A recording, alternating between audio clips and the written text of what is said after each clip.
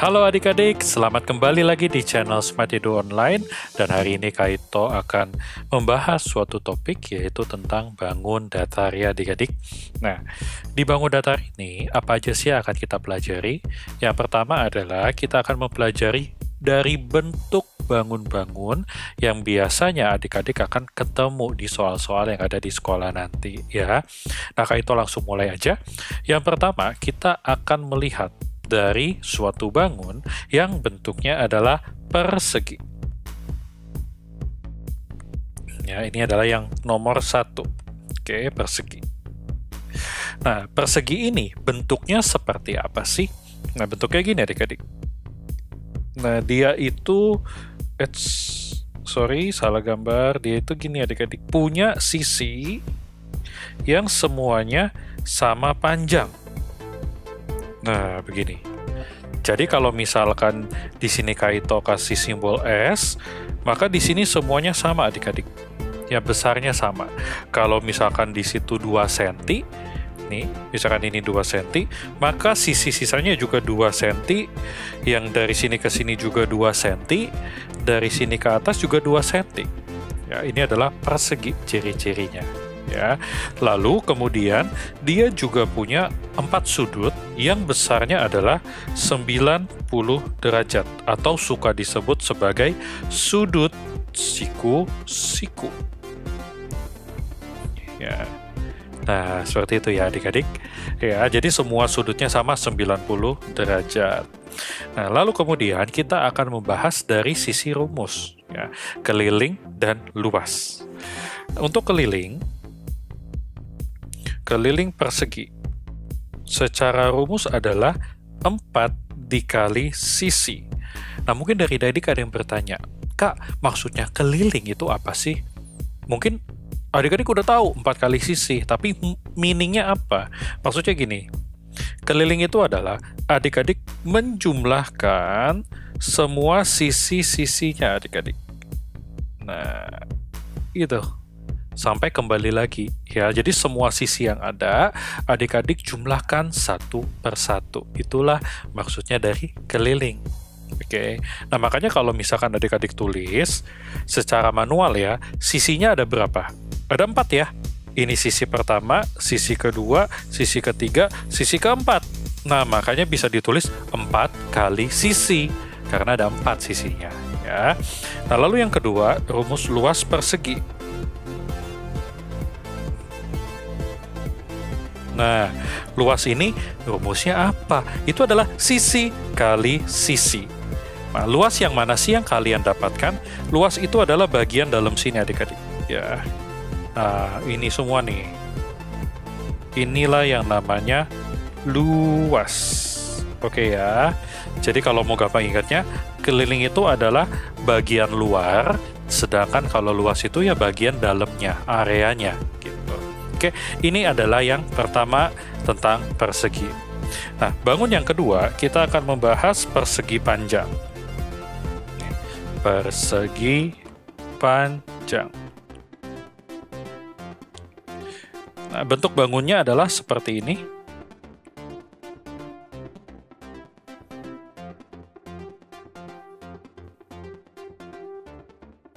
Oke, nah jadi kalau kita lihat bersama ya, kalau kita lihat secara sudut adik-adik, dia punya 4 sudut juga. Ya, 1, 2, 3, 4. Dan keempat sudutnya juga sama, yaitu adalah 90 derajat. Ya, untuk sudut sama.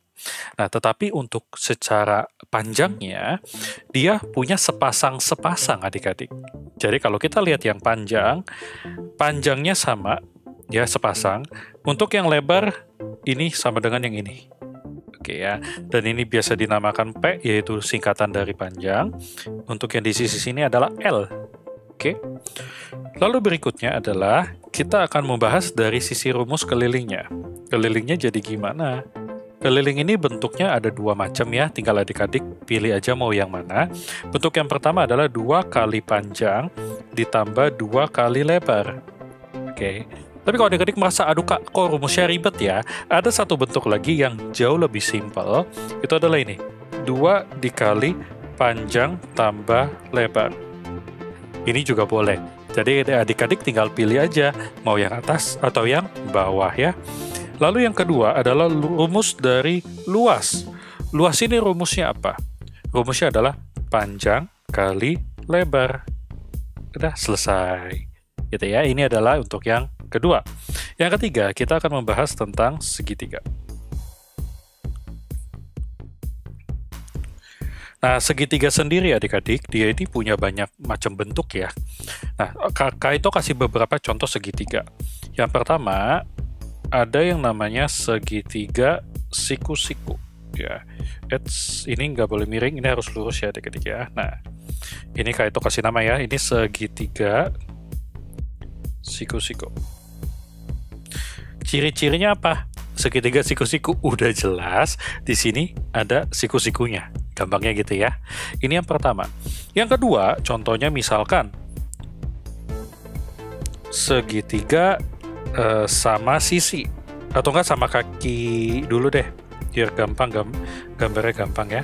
Nah, ini ke sini, ini ke sini. Nah, ini namanya, ini dengan yang ini sama. Oke, segitiga sama kaki.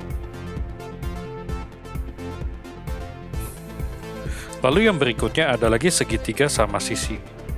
Kalau sama sisi, berarti semua ini adalah sama adik-adik. Segitiga sama sisi. Nah, ini beberapa contoh dari segitiga yang ada. Lalu ada lagi yang namanya segitiga sembarang. Tapi ya sembarang itu gambarnya bisa banyak macam. Contoh, ini satu contoh aja ya. Misalkan ini ke sini, ini ke sana, lalu ini. Ya, ini contoh yang pertama, segitiga sembarang. Oke. Nah, untuk rumusnya apa nih? Rumus dari kelilingnya. Kelilingnya gampang. Di sini intinya adalah adik-adik tinggal menjumlahkan semua sisinya. Nah, jadi kalau contoh ini dikasih A, B, C untuk secara simbol. Jadi kalian tinggal A tambah B tambah C. Selesai. Ini adalah inti dari keliling segitiga adik-adik. Tidak ada rumus pasti, karena namanya bentuk segitiga banyak, makanya intinya kalian tinggal menjumlahkan semua sisi yang sudah diketahui di soal ya. Nah, lalu untuk luasnya, ini kayak itu hapus dulu. Untuk luas, dia bentuknya seperti ini. Setengah kali alas kali tinggi. Oke, nah sekarang pertanyaannya, yang mana yang alas, yang mana yang tinggi? Simpelnya gini adik-adik, hubungan alas dengan tinggi, ini ya, ini harus memiliki hubungan siku-siku, atau gampangnya kita bilang tegak lurus.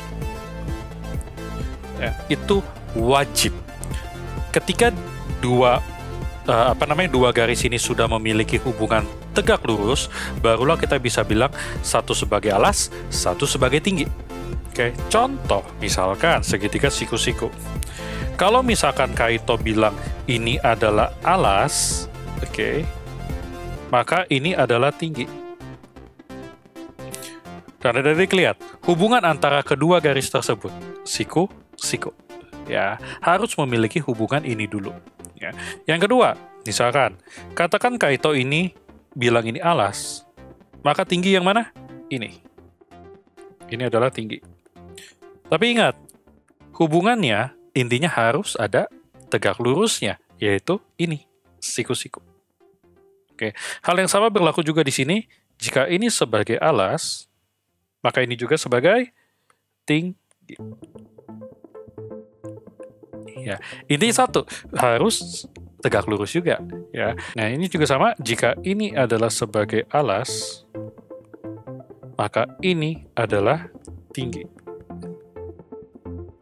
Dan ini tegak lurus ya. Jadi intinya gitu adik-adik. Pokoknya saat kalian tetapkan itu alas, pokoknya tinggi itu harus tegak lurus ya. Ini adalah prinsip dari yang ketiga, yaitu segitiga. Dan yang terakhir, kita akan melihat untuk lingkaran. Pada lingkaran, bentuknya ya sudah jelas ya adik-adik semua tahu, ya dia bulat gitu ya, melingkar. Nah, dia punya beberapa variabel adik-adik.